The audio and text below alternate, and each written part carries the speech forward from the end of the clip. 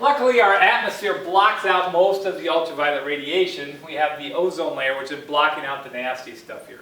As long as we don't destroy the ozone layer, which we tried to do, then we're okay. Let's do some UVA, a tiny bit of UVB through. Okay? And as we get further, X-rays have a high enough energy that they can penetrate your soft tissue. Here are some X-rays. Back when they used to do it as film, nowadays they do it all digitally. It's like digital cameras. This is the X-ray of actually a little girl. And you can see her ribs, her collarbones, her spine back here. This is her heart right here. How does that work? Well, they shoot X-rays through it to this film that was sensitive to X-rays. And the parts that were soft tissue, the X-rays go right through and they expose it, but the ones that get absorbed, like your bones can absorb the X-rays, light does not get through. That's why it shows up as a negative images. So anywhere it can't get through the bones, shows up light. Now, is that bad for you? Yeah, because the X-rays are actually penetrating your whole body. And as they go through, they can cause damage to the cells. In small amounts, your body can reproduce those cells and it's not a problem. The problem occurs if you get too much, too high a dose of X-rays. Your body can't reproduce the cells as fast as they get damaged. And also, every time you damage the cells and reproduce them, there's a chance that you can alter the cell and make the cells start to grow out of control, which is a cancer. And so, X-rays are not good. I mean, they're good to see what's happening inside you. And nowadays, they're way better than they used to be when they first started using X-rays back in the 40s and 50s. In medical, they would overdose people. They would shoot way more energy than they need. Now, they tune it down to do just as much X-rays that you need, so it's not nearly as dangerous. But it's still dangerous. That's why when you go get your X-rays, even at the dentist, I was at the dentist the other day, they throw this big thing over to cover you when they're shooting the X-rays in your mouth just to kind of protect you from those X-rays. X-rays, yeah, can be very dangerous. And then we go beyond that. Gamma rays are really bad. These gamma rays have so much energy, they just go right through your body and they destroy whatever it goes through as it goes through it. And a high dose of gamma rays and you're just dead. It's just radiation disease.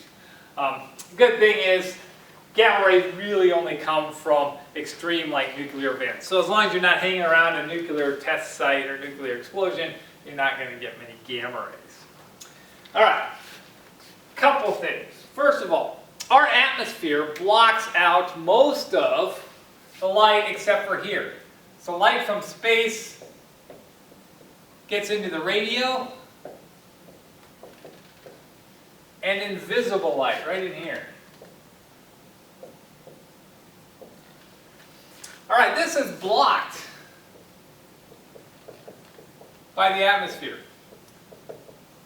I shouldn't say blocked, I should say absorbed. But it doesn't make it to the surface very much.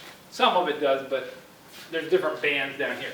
The other good thing is this is all absorbed by our atmosphere too. So it's protecting us. Now what that means is, for astronomers, is that when we have telescopes on the ground, our telescopes on the ground are either visible light or they're radio. We have telescopes that do microwave, infrared, ultraviolet, X-ray, and gamma rays, but all those have to be in space above our atmosphere. And that's how we can see those different wavelengths. Otherwise, we couldn't see them. But if you think about life on other planets, remember I told you, if you're not blocking out this stuff, this nasty stuff here, even the ultraviolet, not even counting the X-rays and gamma rays, will destroy life, destroy any microbial life. So to have microbial life, especially on the surface where it's not protected, you have to have an atmosphere, and you have to have an atmosphere that's thick enough to protect you from those types of radiation. All right, so those are all the parts of the electromagnetic spectrum. And nowadays, we use all these in our everyday life. Radio waves you're aware of, you use it with your phone and everything else. You use microwave ovens.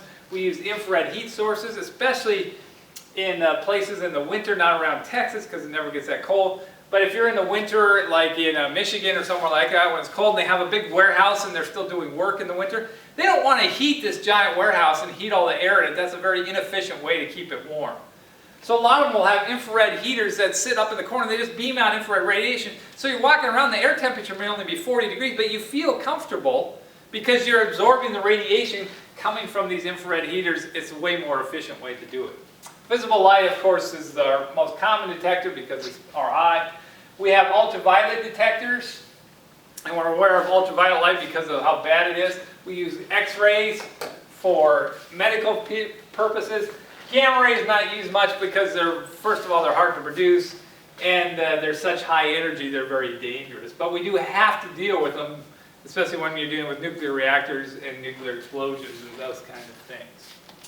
All right, so I expect you to have this memorized. Know that it goes from longest wavelength up here to shortest wavelength. And these have the highest frequency and the highest energy.